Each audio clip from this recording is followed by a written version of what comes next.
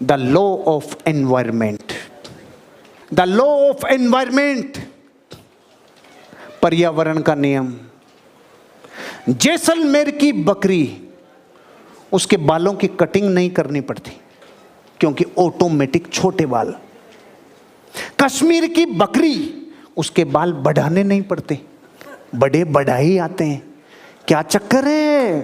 बकरी कश्मीर की भी है, बकरी जैसलमेर की भी है, ऑटोमेटिक व्यवस्था है। कश्मीर की बकरी के बाल 2-2 फीट तक चले जाते हैं और जैसलमेर वाली ऑटोमेटिक गंजी रहती है। क्या चक्कर है? जैसा माहौल वैसा जीवन, जैसी प्रकृति वैसा जीवन की विकृति, जैसी चीजें वैसा ही डेवलपमेंट। आपका माहौल, आपका एटमॉस्फेयर, आप जिंदगी में जिन लोगों के बीच में रहते हैं ना, वो ही या तो आपका कल्याण करेंगे या वो ही आपका सत्यानाश करेंगे, और कोई दूसरा ऑप्शन नहीं। Law of environment. कितना अच्छा समझाया, बिल्कुल साधारण भाषा में समझाया। जिनके साथ रहते हो रात और दिन, या तो वो ही आपका कल्याण करेंगे और या वही आपका।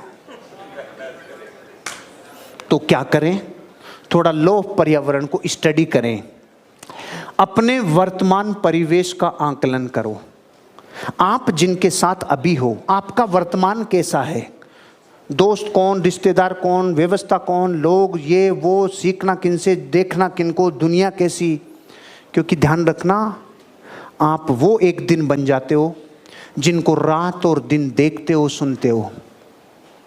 एक दिन प्रकृति आपको वो बना देती है जिनको देखते हो, सुनते हो, देखते हो, सुनते हो, देखते हो, सुनते हो, देखते हो, सुनते हो, और बढ़ते चले जाते हो। कितना फर्क पड़ता है। एक औरत थी, ये तो कहानी है, मेरी तरफ देखो। एक औरत थी, दुकान से तोता लेके आई। तोता लेके आई तो बहुत खुश थी। तो दूसरे दिन दुकानदार के पास वापस गई। अरे कि तुम्हारा तोता बोलता ही नहीं, क्या प्रॉब्लम है इसमें? दिमाग खराब है उसका, बोलता ही नहीं। तो दुकानदार ने बोला, अरे मैडम, आपके घर पे आईना है क्या? आईना?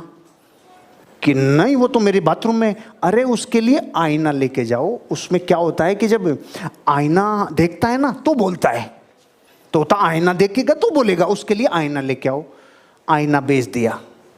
दूसरे दिन फिर आई, अरे तोता बोल रहा ही नहीं है भाई। क्यों नहीं बोल रहा? अच्छा, अभी भी नहीं बोला। तो आपके घर पे कोई सीढ़ी है? सीढ़ी? कि नहीं। अरे वो सीढ़ी पे ऊपर नीचे चढ़ता है, उतरता है, तब बोलता है। ऐसे नहीं है, उस ऐसे तब बोलता है। अच्छा, सीढ़ी भी ले गई, बेच दी उसने।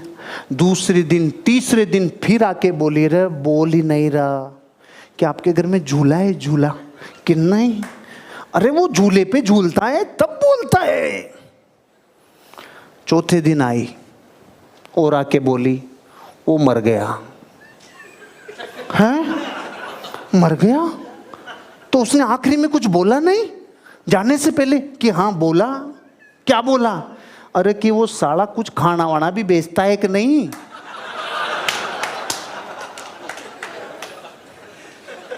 कल तक आएगा पकड़ में, कल परसों कभी भी आए। अरे जीवन में जो एसेंशियल है ना, सबसे इंपॉर्टेंट, वो अपनी जिंदगी का माहौल है। इसको आईना सीढ़ी झूले से नहीं, उसको बेचारे को रोटी चाहिए थी, खाना चाहिए था। हम अपनी जिंदगी में ये जानते ही नहीं है कौन सी संगतें हमें फायदा नहीं पहुंचाएगी, कौन सी संगतें हमारा जीवन बनाएगी। आपको जिंदगी में कुछ चीजों की तलाश करनी चाहिए, आपको चेक करना चाहिए। क्या? कौन से गाने उठा देते हैं मुझे, ये आपको पता होना चाहिए। दोबारा बोल रहा हूं, कौन से गाने आपको मजबूर कर देते हैं पांव उठाने के लिए, आपको पता होना चाहिए। दरअसल आपको अपने जीवन में ये पता होना चाहिए कौन से म्यूजिक से स्पार्क मिलता है। अब आपका अलग हो सकता है, इंपॉर्टेंट स्पार्क मिलना चाहिए। मैं जब जब लाइफ में 1 डिग्री भी नीचे महसूस करता हूं ना एंथुजियाज्म में, 2 लाख वाट म्यूजिक का संगत लेता हूं इमीडिएट और हिला देता हूं अपने आप को, जो पावर से भरता हूं। हमें जिंदगी में ये पता ही नहीं कौन से हिस्से से हम लोगों में जोश आता है। हमारा संगीत कौन सा है जो उठा देता है, पता करो। कौन से विचार हैं जो मुझसे बातें करते हैं, उठा दो, उठा दो। मेरे घर में एक अजीब हरकत देख रहा हूं मैं इन दिनों। मैं रात को 11 बजे बाद, जब नॉर्मली सब सो जाते हैं, मैं कुछ किताब लग रहा हूं और कुछ कर रहा हूं।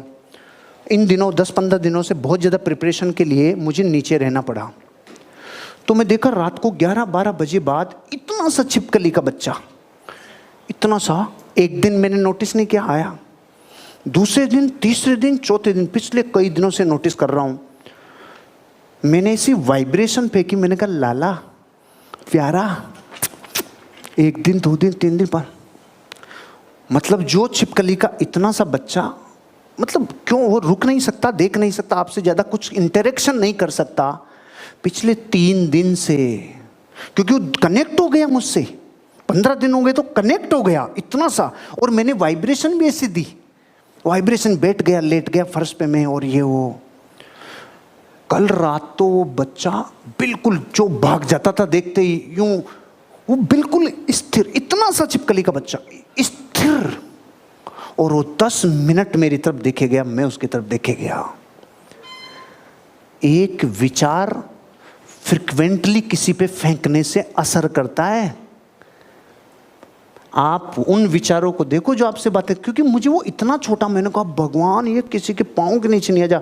उस बच्चे को ये भी पता है, बेटे को, मेरे घर पे जो मार्बल है वो वियतनाम है, तो वो बिल्कुल वाइट तो दिखता है, लेकिन जो पट्टी है वो डार्क है, उस पर खड़ा रहता है, उस पर बैठ जाता है। उसको ये पता है कि मैं वाइट में दिखता हूँ। मैंने उससे इतनी बातें की 3 दिन से, इतनी वाइब्रेशन जाती है। आपको उन विचारों को नोट करना।